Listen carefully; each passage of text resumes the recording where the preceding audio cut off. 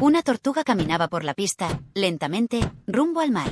De repente, un auto pasó a toda velocidad. El conductor, distraído, no vio a la tortuga y la atropelló. Herida y sin poder moverse, parecía que todo estaba perdido, pero un perrito apareció. Corrió hacia ella, la limpió, la llevó a su casita, la vendó y cuidó con cariño. Con el tiempo, la tortuga sanó y el perrito la acompañó hasta la orilla, viendo cómo volvía feliz al mar. Días después, una gran tormenta inundó todo. El perrito, atrapado, se aferró a una botella de plástico mientras lloraba. La tortuga, desde el agua, escuchó su llanto y nadó con todas sus fuerzas.